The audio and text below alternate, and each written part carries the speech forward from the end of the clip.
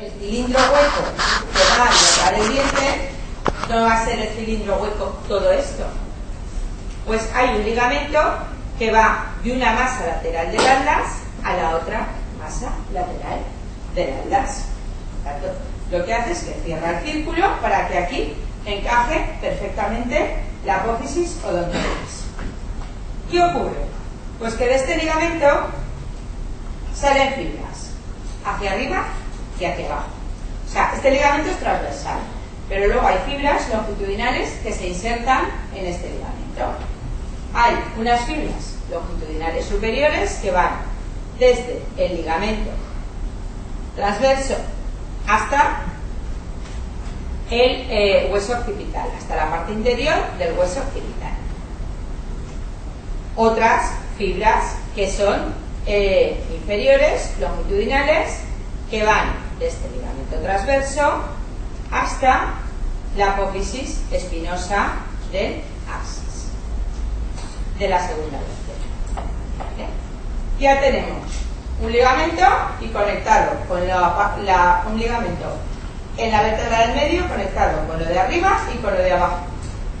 Por su forma de cruz se le llama ligamento cruciforme. También lo encontraréis en algunos libros como ligamento cruzado del atlas. ¿Vale? Pues ya tenemos aquí la apófisis odontoides sujeta en su sitio. Para que no se mueva hacia la médula, hacia el canal medular. ¿Qué ocurre? Más ligamentos que la sujetan. En las bordes laterales de la apófisis odontoides hay unas impresiones que son como unos... Ayer me preguntaba una en prácticas, ¿esto es un defecto? No, esto es una impresión que existe en el borde lateral de la apófisis odontoides, que es donde se insertan los ligamentos salares. Y van a ir desde la apófisis odontoides hasta el borde medial de los cóndilos del occipital. ¿Para qué sirven estos ligamentos? Para estabilizar la articulación y sirven para evitar la excesiva rotación de la cabeza. Cuando yo roto mucho hacia un lado, el ligamento llega a un punto que ya no puede rotar más. Luego hay otro ligamento, que es el ligamento del vértice, que se inserta en el vértice de la apófisis odontoides y va hasta el hueso occipital. Y nos queda uno de toda la lista que hemos puesto, que es la membrana tectoria. Sería esta. Aquí la membrana tectoria es una membrana que une por la parte posterior, o sea, cubre a los ligamentos cruciformes y a los ligamentos alares. Por lo tanto, tapiza la cara anterior del canal vertebral. No sé si os estáis haciendo la idea de cómo van los ligamentos. Si no, luego os ponéis a mirar las imágenes y lo asimiláis. Por lo tanto, ¿de quién sería a continuación? Si va por la parte anterior del canal vertebral, uniendo los cuerpos vertebrales, en este caso no hay cuerpos, en este caso va desde el cuerpo del atlas, del axis, por detrás del ligamento cruciforme hasta el occipital. Sería prolongación de lo que era el ligamento longitudinal posterior, en la parte inferior de la columna. Acordaos que antes hemos dicho, este no es continuación del anterior, sí que es, pero el posterior no. El que es continuación del ligamento longitudinal posterior es la membrana tectórica. Y nos queda la articulación, las laterales. Las laterales, como son menos móviles y como realmente si se desencajan, pues no es tan grave, por decirlo de alguna manera, tienen dos ligamentos, pero que no son tan importantes como los que hemos visto hasta ahora. El ligamento aloxoideo lateral y el ligamento atlanto-axoideo, si estamos en la parte inferior, atlanto-axoideo lateral, y el ligamento atlanto-axoideo posterior.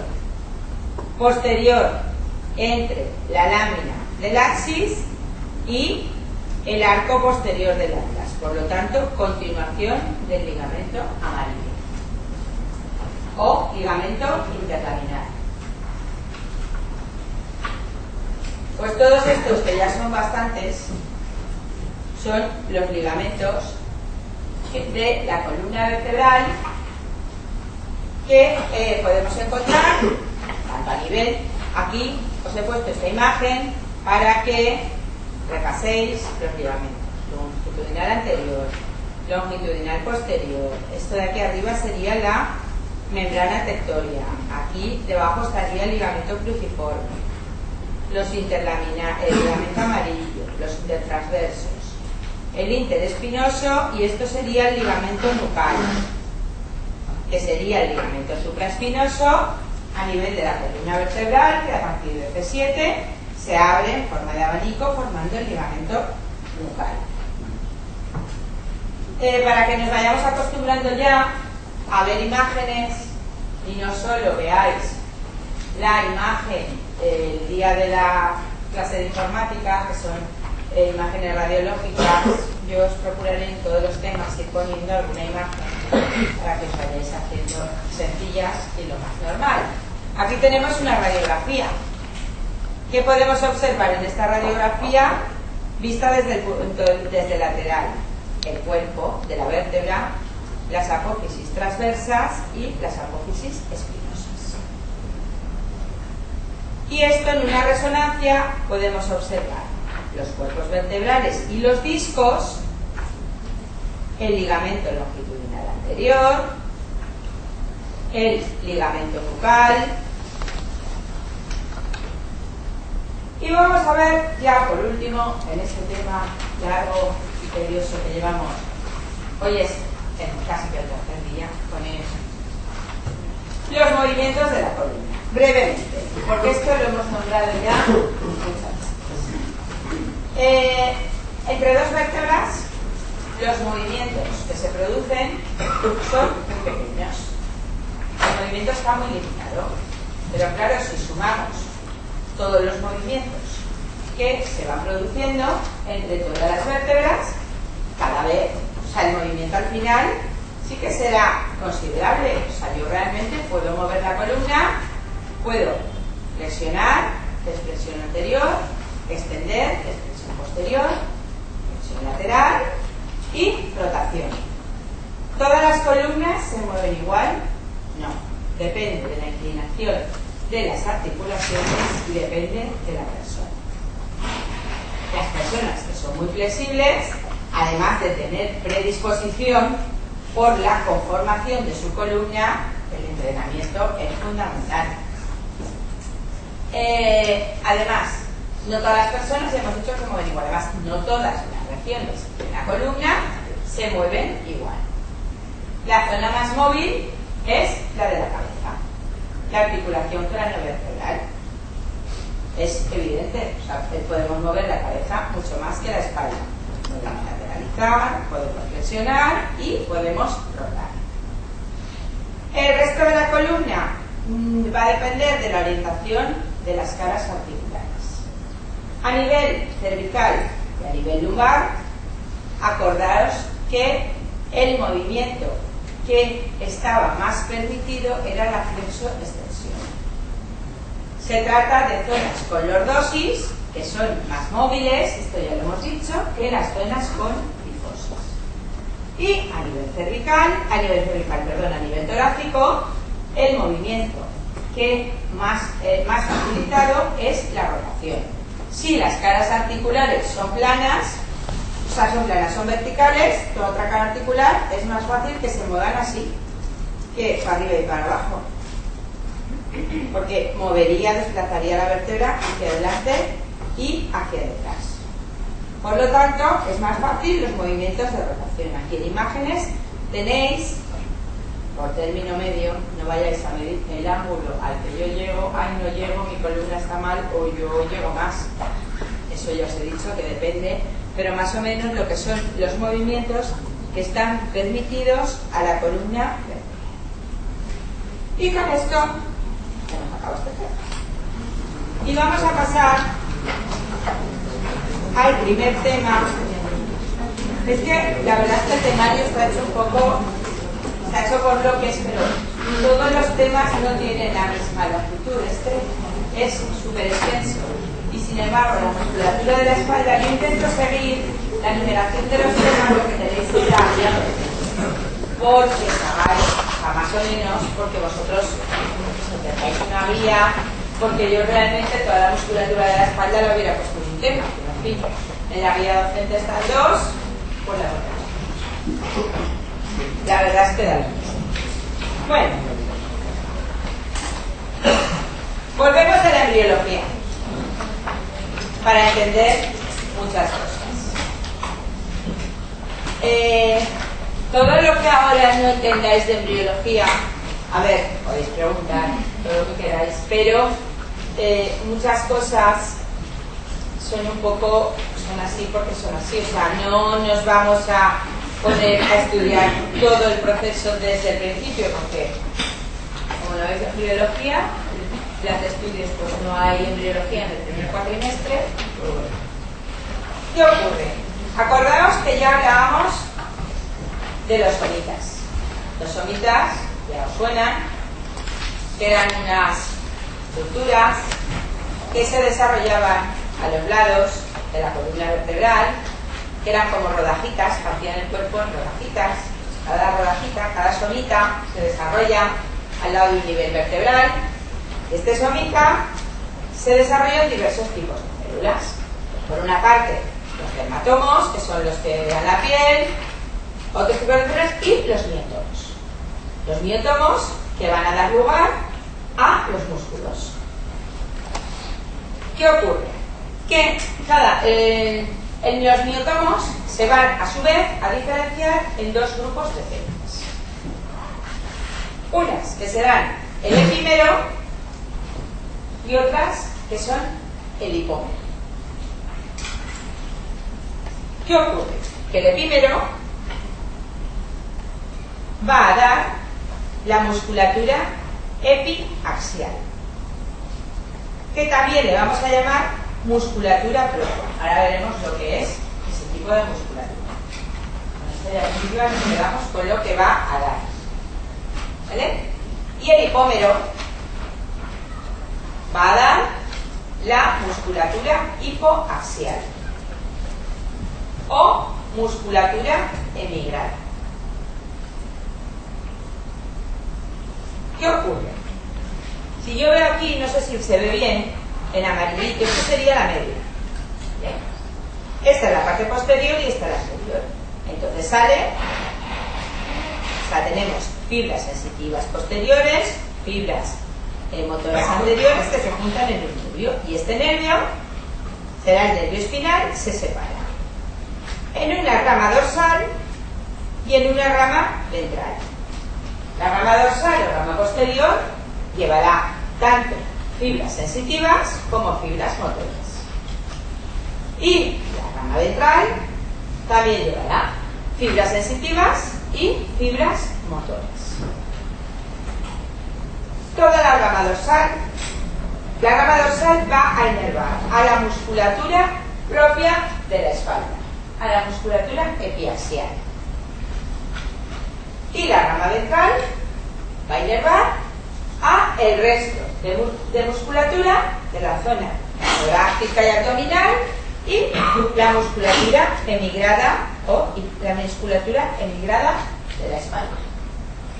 Ahora veremos qué quiere decir cada tipo de musculatura.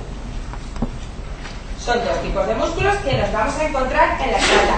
No nos estamos metiendo ni los que tenemos en la pared anterior del abdomen, ni del tórax, ni el resto. O sea, estamos hablando solo de los músculos de la espalda, que hay dos tipos de músculos de la espalda.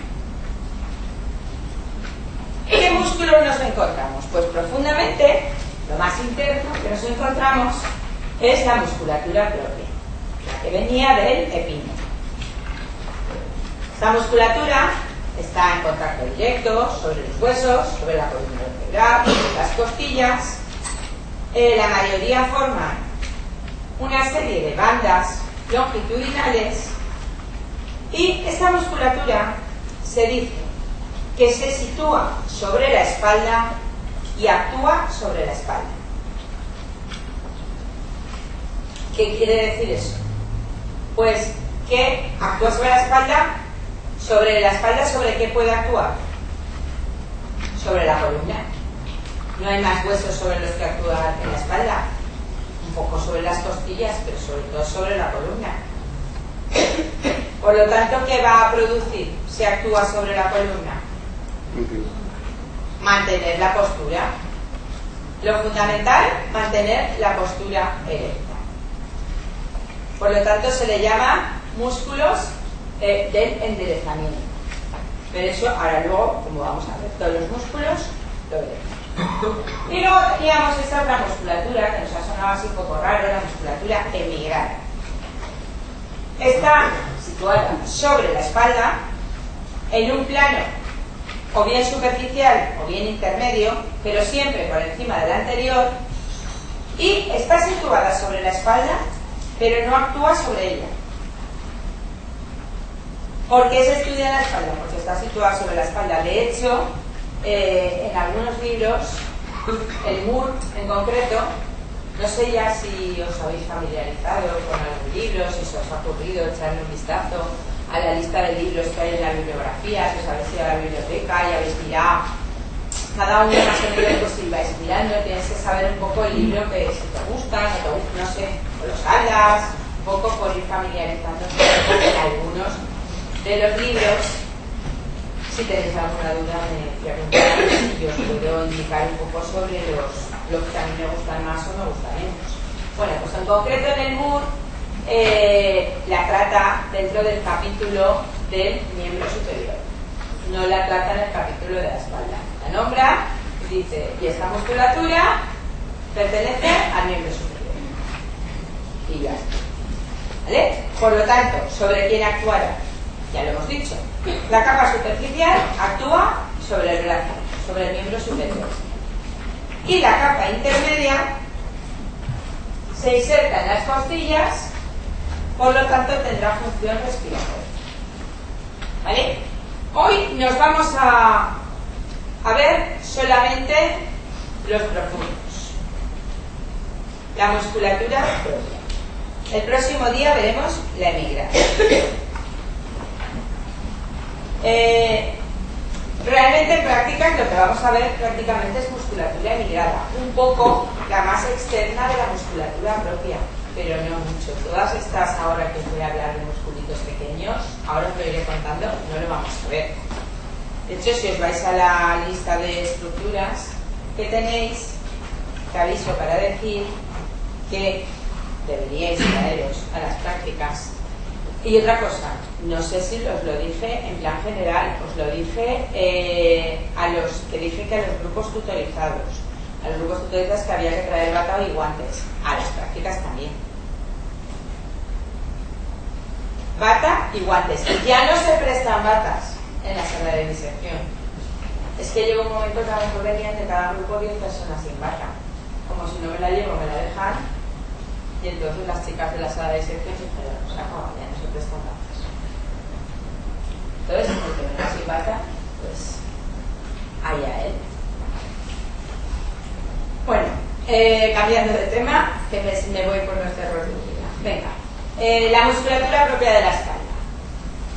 Aquí tenemos dos tipos de musculatura: la monometamédica y la multimetamédica. Es fácil pensar lo que es cada una. Monometamédica solo ocupa un metámero, solo procede de un metámero. Por lo tanto, estará inervada por una única raíz espinal, una única rama dorsal de la raíz espinal. Es musculatura corta. Si es corta dentro de un solo metámero, pues no abarca más de 2 vértebras adyacentes. Ahora los veremos. Tenemos los intertransversos y los interespinosos. Y luego la musculatura multimetamédica se extiende entre más de un metámero, entre más de dos vértebras. ¿Qué ocurre? Que estará inervada cada músculo por más de un nervio espinal, más de una raíz dorsal del nervio espinal. Y aquí, como representantes, aunque cada uno luego tiene varios, globalmente tenemos el transverso espinoso y el tríceps espinal. Transverso espinosos hay 3 y el tríceps espinal, como su nombre indica, también son 3. Por lo tanto, vamos a ir por partes. Vamos a empezar por la monometamédica, que es la más profunda. Es la más profunda y es la más corta. Por lo tanto, solo va a ir los intertransversos de una apófisis transversa a la otra apófisis transversa, a la superior. Y los interespinosos de la apófisis espinosa de la vértebra inferior a la apófisis espinosa de la vértebra superior. ¿Qué función tendrá? Sí, mantener la estructura de la columna. Pueden participar en cierto modo en el movimiento, pero son músculos tan cortos, que más que mover, lo que van a hacer es estabilizar las vértebras. Para que... Madre mía, si estáis todos bostezando, me va a traer a mí un sueño ahora mismo. Yo sé que es muy aburrido, pero... ahora mismo quizá bostezar yo. En fin, que... ¿por dónde iba? Creo que entre las apófisis es... Bueno, es tan corta que lo único que hace es estabilizar las vértebras. Entonces, y deja que actúen en el movimiento músculos más largos. Por lo tanto, tiene función propioceptiva sobre las vértebras. Esto os suena de algo, ¿verdad? No me digáis que no, porque ¿qué es función propioceptiva? ¿Sí que os suena? Bueno, muy rápidamente. El sistema nervioso tiene una serie de receptores por los cuales es capaz de saber en qué posición se encuentra cada estructura del cuerpo sin estar viéndola.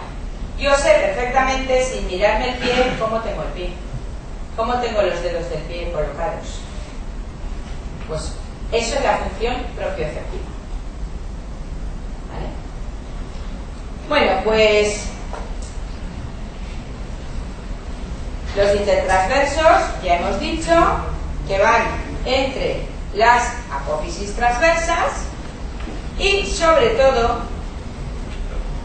van a estar más desarrollados a nivel cervical y a nivel lumbar. A nivel cervical serían estos de aquí. No este grandote, pero están en la misma imagen. Estos de aquí. Y a nivel lumbar. ¿Qué ocurre a nivel torácico? A nivel torácico tienen una musculatura que hace la misma función, pero realmente no es intertransverso, que son los elevadores de las costillas. Los elevadores de las costillas van desde la apófisis transversa de una vértebra hasta la costilla de la vértebra inferior. Y hacen la misma función. Los interespinosos, ya lo hemos dicho, que van entre dos apófisis espinosas y solo están desarrollados a nivel cervical y a nivel torácico. A nivel cervical, los intertransversos hay 2 por cada 2 apófisis transversas. Un intertransverso anterior entre los tubérculos anteriores de las apófisis transversas y un intertransverso posterior entre los tubérculos posteriores de las apófisis transversas. Y a nivel lumbar, como la apófisis transversa no es ancha, no tiene un tubérculo anterior y uno posterior, sino que lo que es alargada, que realmente, acordaros que no era apófisis transversa, era apófisis costal, tenemos también 2 intertransversos, uno medial y otro lateral. Por lo tanto, entre cada 2 apófisis transversas hay 2 músculos intertransversos. Y bueno, pues después de esta tan chiquitina, que ni la vamos a ver, ni tiene realmente mucha función, ya hemos dicho, en el movimiento, vamos a pasar a la multimetamérica. Multimetamérica, porque se extiende entre más de un metal. Está por encima del anterior y está formando capitas. Desde el anterior forman capas. Hay una zona más profunda que es el transverso espinoso, que ahí, si vamos de profundo a superficial, tendremos los rotadores, los multífidos y los semiespinosos. Ahora luego veremos cada uno de ellos. Y por encima de estas, más superficial, tenemos otro músculo, que es el tríceps espinal o el enderezador espinal. Aquí este también está formado por tres, pero en vez de ser de profundo a superficial, es de medial a lateral. El más medial será el espinoso, el intermedio el longísimo y el más lateral será el iliocostal. Ahora los vemos. Estos, el erector de la columna sí que lo vamos a ver en prácticas. ¿Vale? Los transversos espinosos ya no. Pero el erector de la columna sí que lo vamos a ver. Son mucho más largos. Por lo tanto, estos sí que van a tener función sobre el movimiento. Estos se encargarán de enderezar la columna vertebral. Son, sobre todo, músculos extensores. Se encargan del enderezamiento. Vamos a empezar por los más profundos. Los más profundos que se encuentran justo encima de la musculatura monometamérica que habíamos visto antes. Hemos dicho que estaba formado por tres capas. Son como las cejas de un tejado. Se van encajando unos encima de otros y ocuparán todo el canal que queda en la columna vertebral entre las apófisis transversas y las apófisis espinosas. El nombre lo dice, transverso espinoso. ¿De dónde a dónde irá? De una apófisis transversa a una apófisis espinosa. ¿Y a cuál va? Pues según cómo sea. Ahí hemos dicho que había rotadores, multífido y semiespinoso. Y dentro de los rotadores hay dos, uno corto y uno largo. El rotador corto va desde la apófisis espinosa, desde la apófisis transversa de una vértebra a la espinosa de la superior. El largo, ¿qué hace? Que se salta una vértebra de la apófisis transversa, de una vértebra a la apófisis espinosa de dos más hacia arriba, dos niveles superiores. Estos serían ¿vale? El 5 sería el rotador corto y el 6 el rotador largo. Este sería el multífido. El multífido también va de transversa a espinosa, pero saltándose 3 o 4 niveles. Tanto, ya es más largo. Y el semiespinoso. Que el semiespinoso se va a dividir en tres, según la zona. Ahora luego lo veremos. Aquí os he puesto los tres porque están en la imagen. Según la zona donde está. Torácico, cervical y de la cabeza. Este aún es más largo. Se salta 5 o 6 niveles. Va de una vértebra, de una apófisis espinosa de una vértebra a otra que está 5 o 6 niveles por encima. Vamos a ver por partes, los rotadores. El corto y el largo. Ya hemos dicho de dónde a dónde van. Van de espinosa transversa, una o dos. Más largas. Y los multífidos, también lo hemos dicho, se saltan de 2 a 4 vértebras.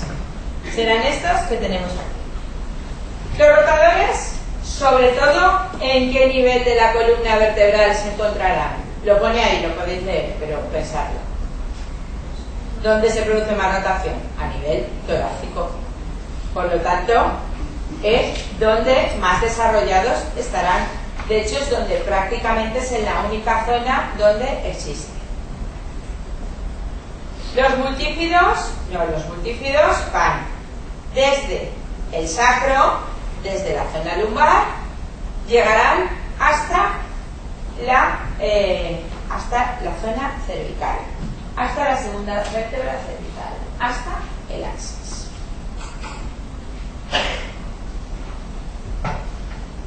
Y vamos a pasar al otro que venía por encima de estos, que es el semiespinoso. El semiespinoso, según la zona donde se encuentre, torácico, cervical o de la cabeza. Torácico, pues desde las apófisis transversas torácicas bajas hasta las de 4 o 6 vértebras superiores. El cervical, desde las torácicas altas hasta las vértebras cervicales, si contamos 4 niveles. O sea, si vamos de T1 a T4 y vamos 4 niveles por encima, pues será de C4 a C7, más o menos de T3 a C7. Se insertarán. Cada uno, el que empiece en T1, subirá 4 niveles. ¿Vale? Y el semiespinoso de la cabeza, que es un poco el músculo, este sí que lo vamos a ver en prácticas, es un músculo gordo, grueso, que lo tenemos en la zona de la nuca, que antiguamente, lo podéis encontrar aún en muchos libros, se le llamaba complejo mayor. ¿Este de dónde a dónde irá? Pues irá desde las apófisis espinosas de las vértebras cervicales hasta insertarse en la cabeza. En la cabeza, en el hueso occipital, a nivel de la línea nucal superior, por debajo de la línea nucal superior. La línea nucal superior, pues es una de las líneas que aparecen en la parte posterior del hueso occipital, que cuando veáis el cráneo, así ya os la sabéis y ya la conocéis. Es una línea que va desde la parte media hasta lateral del hueso occipital. Hay una línea nucal superior y una inferior. Pues este se inserta por debajo de la línea nucal superior. Este músculo, entre sus fibras, aparece... Bueno, a ver, antes de decir esto, acordaros, todos estos músculos estaban inervados por las raíces dorsales de los nervios espinales, por las ramas dorsales de los nervios espinales. ¿Qué ocurre? Que estarán inervados por más de un nivel, multimetamélica. Por lo tanto, el semiespinoso, cada nivel del semiespinoso, cada metámero del que pertenezcan, cada uno de ellos estará inervado por un nivel. Bien, pues este semiespinoso aparece entre sus fibras, pero es difícil de ver. De hecho, yo no lo he visto este año en ningún cadáver en prácticas. Aparece lo que se llama el nervio occipital mayor o de Arnold, que es la segunda raíz espinal, el C2. La segunda raíz que sale entre la vértebra C1 y la C2, en el agujero que hay entre la vértebra, el agujero intervertebral entre C1 y C2. Entre C1 y C2 no saldría el primero. ¿Dónde sale el primero? Entre el occipital y C1. Eso es que, si nos paramos a pensar luego, es más fácil de acordarnos. Bien, los músculos. Pasamos a la siguiente musculatura multimetálica. Los músculos intentamos ir bastante rápido porque ya es aburrido. Yendo rápido, si empiezo a contaros exactamente de dónde a dónde va, lo tenéis todo ahí, con lo cual lo podéis estudiar y lo vais viendo y os lo vais estudiando. El tríceps espinal es, dentro de la musculatura longitudinal, es la más superficial de todas. dentro de la musculatura longitudinal propia de la espalda. He migrado ya por encima. Este músculo va desde las apófisis espinosas hasta los ángulos de las costillas. Ocupa toda esa banda. Una banda mucho más amplia que la anterior. En el transverso espinoso iba solo de espinosas a transversas. Este ocupa una banda mucho más amplia. Prácticamente todos estos músculos se insertan, o sea, el tríceps espinal se inserta en esta aponeurosis o este tendón conjunto que se forma, que lo vemos ahí blanco fino, que es la masa común sacrolumbar, que se une al sacro por la parte posterior, a la cresta ilíaca por la parte posterior, al ligamento sacroiliaco, a las apófisis espinosas del sacro, a las apófisis espinosas lumbares, pues toda esta masa es la que originará estos músculos.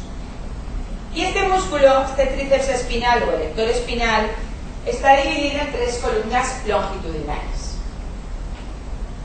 El espinoso, que es la columna más medial, el longísimo, que es la columna intermedia, y el iliocostal o iliocostocervical, la más lateral. Aquí en la imagen de la derecha las tenéis separadas: espinoso, longísimo y iliocostal. A su vez, cada una de estas columnas se encuentra dividida en regiones. En regiones, ya torácica, cervical o de la cabeza. ¿Cómo se dividen las regiones? No, perdón. Lumbar, torácica o cervical. Y a la cabeza no llegamos. Lumbar, torácica o cervical. ¿Cómo se divide? Según el punto de inserción superior de sus vértebras. No el inferior, o sea, el superior. Si tal músculo va de la masa común sacrolumbar a la vértebra torácica T12, pues será lumbar. Iliocostal, lumbar. ¿Vale? Vamos a verlos uno por uno. Vamos a ver primero el espinoso. El espinoso es el más finito, el más pequeño. Prácticamente en el cadáver me lo imagino, porque es aquí, tiene que estar aquí. ¿Vale? Va por las apófisis espinosas, como su nombre indica, desde las vértebras torácicas inferiores de 10 a de 11 hasta las torácicas superiores. Hay también un espinoso de cervical, que iría por las apófisis espinosas de las vértebras cervicales. Pero este músculo, este espinoso cervical, se encuentra asociado a un músculo más profundo que hemos visto antes. ¿Qué músculo más profundo hemos visto antes en esa zona cervical? El semiespinoso. Hemos dicho que era un músculo gordo, grande. Por lo tanto, el espinoso cervical no se distingue del semiespinoso. Se encuentra asociado al semiespinoso. Por lo tanto, en muchos sitios solo os habla de un espinoso de 2. Espinoso, o también se le llama epiespinoso. Lo podéis encontrar en algunos libros como epiespinoso. Luego tenemos el longísimo. El señor que lo describió dijo: uy, este músculo es muy largo, ¿cómo le voy a llamar? Pues longísimo. ¿De dónde a dónde va? ¿Dónde se origina? Pues se origina en la masa común sacrolumbar. ¿Y hasta dónde llegará? Pues llega hasta la cabeza. Va a nivel de las apófisis transversas, por lo tanto pasa tanto por las apófisis transversas. Pensaba que era ya la siguiente clase, digo 2 minutitos. Pasa por las apófisis transversas, que son lumbares, costales, torácicas y cervicales, y hay 3 longísimos. 3 longísimos, uno a continuación del otro. El longísimo del tórax, el longísimo cervical y el del cuello, y el longísimo de la cabeza. El longísimo de la cabeza, los puntos de inserción los tenéis aquí, van de apófisis transversas de unas a las apófisis transversas de otras. excepto el de la cabeza, que se inserta en la cabeza. Irá desde las apófisis transversas de las superiores dorsales y las cervicales hasta la cabeza. En la cabeza se insertará en la apófisis mastoides. La apófisis mastoides es el bulto este grande que tengo yo detrás de la oreja, que es un saliente del hueso temporal. Y podéis tocar, eso es la apófisis mastoides, que no es del hueso occipital. Estábamos hablando todo el rato del occipital, este es del temporal. Y este músculo se le llama complejo menor. ¿Qué ocurre? Que el semiespinoso, como era gordo, le llamaban complejo mayor, y este que va por encima, que es mucho más finito, pues será el complejo menor. Y ya el iliocostal es el más externo, y tenemos uno lumbar, que irá de la masa común sacrolumbar a las costillas inferiores. También se le llama iliocostal, simplemente iliocostal lumbar o iliocostal. Luego el torácico o costocostal, porque va de las costillas inferiores a las costillas superiores. Y el iliocostal cervical o costo cervical. Por encima de estos músculos, aquí nos hemos quedado en el cuello. Por encima de estos músculos nos encontramos otro músculo que también es intrínseco. Este es un músculo plano que realmente tiene casi más características de la musculatura nigrada que de la propia, pero es un músculo propio, o sea, de la musculatura epiaxial. Se insertan las apófisis espinosas y en el ligamento nucal, y de ahí va a la cabeza, hasta la apófisis mastoides y la línea nucal del occipital, lateralmente. ¿Qué ocurre? Hay un espinoso del cuello y un espinoso de la cabeza, pero están muy juntos y son difíciles de diferenciar. De hecho, cada vez no se diferencian prácticamente. Y ya está, porque nos quedaría la musculatura suboccipital, pero lo veremos el próximo día.